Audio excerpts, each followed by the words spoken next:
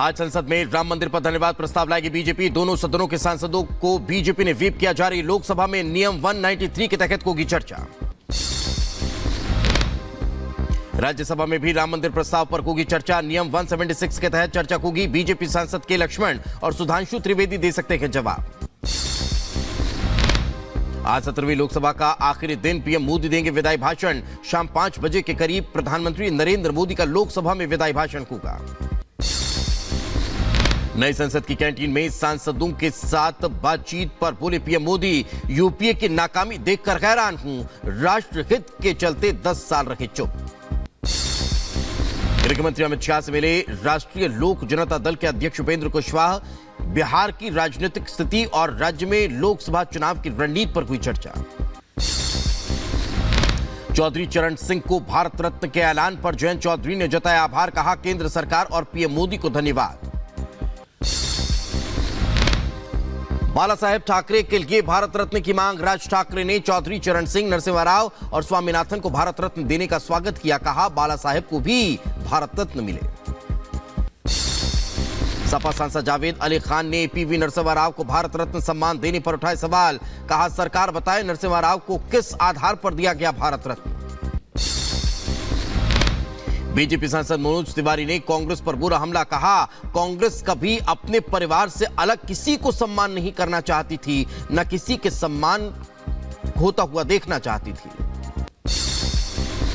हल्द्वानी हिंसा के उपद्रवियों पर लगे गरासू का डीजीपी का बयान। कहा जल्द उपद्रवियों को कर लेंगे चिन्हित।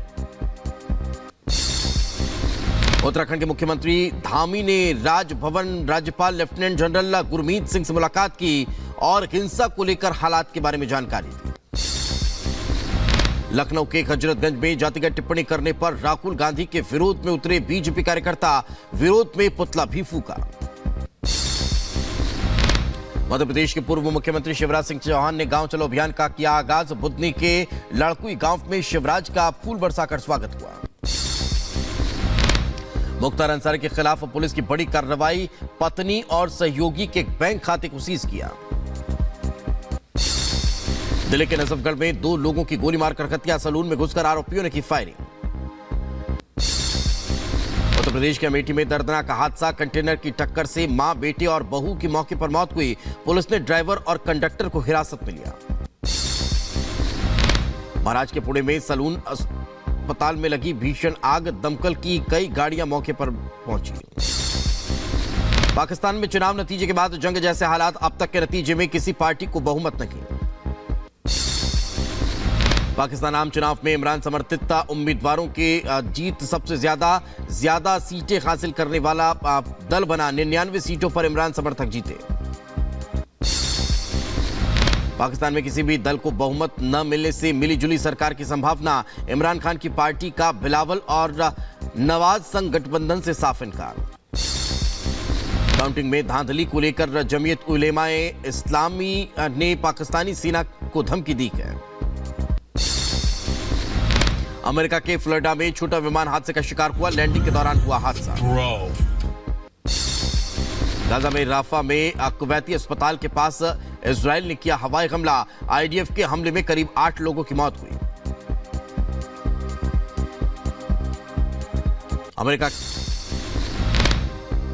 अमेरिकी राष्ट्रपति जो बाइडेन और जर्मन चांसलर की मुलाकात हुई। कांग्रेस में यूक्रेन सहायता गतिविधियों के बीच बाइडेन और ओलाफ मिले।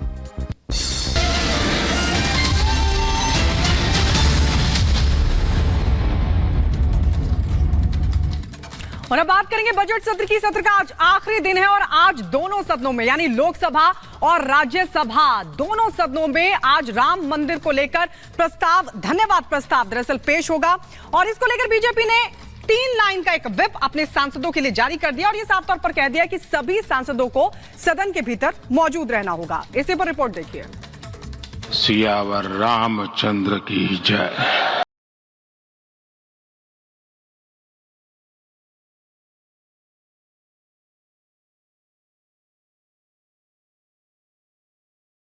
संसद के दोनों सदनों यानी लोकसभा और राज्यसभा में आज राम मंदिर पर धन्यवाद प्रस्ताव पेश होगा। इसे लेकर बीजेपी ने अपने सांसदों के लिए व्हीप जारी कर दिया है। बता दें कि पिछले महीने की 22 जनवरी को राम मंदिर में रामलला की प्राण प्रतिष्ठा का दिव्य और भव्य आयोजन किया गया था। ये हिंदुओं के लिए 500 साल पुरानी मुराद पूरी होने जैसा था। ये हिंदुओं के लिए 500 साल पुरानी मुराद पूरी होने जैसा था। इसे लेकर संसद में आज धन्यवाद प्रस्ताव पेश किया जाएगा। बता दें कि प्रधानमंत्री नरेंद्र मोदी आज शाम करीब 5 बजे 17वीं लोकसभा के आखिरी सत्र में भाषण देंगे। बीजेपी ने लोकसभा और राज्यसभा के अपने सभी सांसदों को 3 लाइन का व्हीप जारी कर सदन में मौजूद रहने को कहा है। आपको बता दें कि नियम 193 के तहत मामलों पर चर्चा होगी। सबसे खास बात, नियम 193 के तहत मामलों पर चर्चा के बाद कोई मतदान नहीं हो सकता है। पीएम मोदी के भाषण के साथ ही लोकसभा का समापन प्रस्तावित है। इस भाषण में पीएम मोदी राम मंदिर के साथ देश के अन्य महत्वपूर्ण मुद्दों पर जिक्र कर सकते हैं।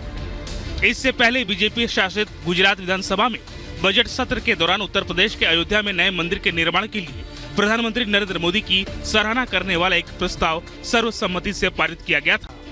मुख्यमंत्री भूपेंद्र पटेल द्वारा पेश किया गया प्रस्ताव सर्वसम्मति से पारित कर दिया गया, क्योंकि बीजेपी विधायकों के अलावा विपक्षी कांग्रेस के सदस्यों के साथ साथ आम आदमी पार्टी के सदस्यों ने भी इसे अपना समर्थन दिया। इससे पहले राष्ट्रपति द्रौपदी मुर्मू के अभिभाषण के धन्यवाद प्रस्ताव पर पीएम मोदी ने कई मुद्दों पर कांग्रेस पर तीखा हमला बोला था और देश में कमजोर विपक्ष के लिए कांग्रेस को जिम्मेदार ठहराया था। पीएम मोदी राष्ट्रपति के अभिभाषण में अल्पसंख्यकों के लिए कुछ नहीं होने के दावे पर विपक्ष से ये भी पूछ लिया कि कब तक विभाजन के बारे में सोचते रहेंगे। तो ऐसे में सवाल ये है कि जो विपक्षी दल अयोध्या में रामलला के प्राण प्रतिष्ठा में नहीं गए, उनके पास अब एक और मौका है। राम में आस्था और राम के प्रति उनका रुख क्या है, सदन में प्रकट करें। Bureau report, Republic Bharat. और अब खबर पाकिस्तान से, जहां पर चुनावी नतीजों के बाद जंग के हालात बन गए हैं। आपको बता दें, अभी तक के नतीजों के मुताबिक किसी पार्टी को बहुमत नहीं है। और कमाल की बात यह है कि पाकिस्तानी सेना की धांधली के बावजूद भी किसी पार्टी को बहुमत नहीं, यानी चुनाव के नतीजे पलट गए। पाकिस्तान में इमरान समर्थक उम्मीदवार जीत रहे हैं चुनाव। अब तक इमरान समर्थक 99 से ज्यादा उम्मीदवार जीत चुके हैं। नवाज शरीफ की पार्टी को 71 सीटें मिली हैं। जरदारी की पार्टी पीपीपी को 54 सीटें हासिल हुई हैं। नवाज ने पीपीपी समेत दूसरे दलों से समर्थन की अपील कर दी है। पाकिस्तान में चुनावी नतीजों के दौरान पूरे पाकिस्तान में हिंसा हो रही है। जंग के हालात बन गए हैं। चुनावी नतीजों के बाद 10 से ज्यादा लोगों की मौत की खबर आ रही है और यह बताया जा रहा है कि बलूचिस्तान समेत कई इलाके ऐसे हैं जहां पर जबरदस्त हिंसा की तस्वीरें सामने आ रही है। इसी पर देखिए रिपोर्ट।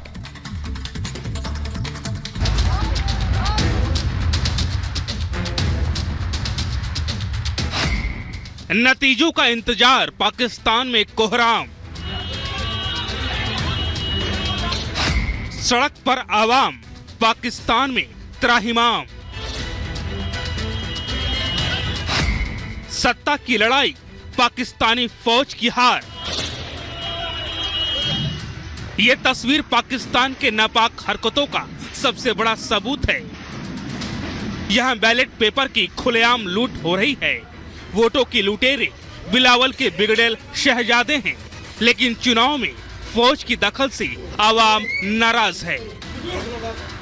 पाकिस्तान चुनाव में फौज क्या खेल रही है, ये ठीक कोई नहीं बता रहा। इमरान समर्थित जीतते उम्मीदवार जब हारने लगे तो बवाल शुरू हो गया। लोग पोलिंग बूथ में घुसने लगे। शायद नवाज शरीफ को फौज ने पहले ही जीत का आश्वासन दे दिया था, लेकिन रुझानों ने नवाज समर्थकों की उम्मीदों पर पानी फेर दिया। अब तक के रुझानों में इमरान की पार्टी सबसे बड़ी पार्टी के तौर पर उभर रही है। अब तक के नतीजों के बाद इमरान समर्थक उम्मीदवारों में जबरदस्त उत्साह है। समर्थक सड़क पर उतरकर जश्न मना रहे हैं। इमरान समर्थकों की ये खुशी पाकिस्तानी फौज को रास नहीं आ रही है। सड़क पर जश्न के बीच पाकिस्तानी फौज ने कुछ जगहों पर पोलिंग बूथों पर कब्जा कर लिया। पाकिस्तान चुनाव के पूरे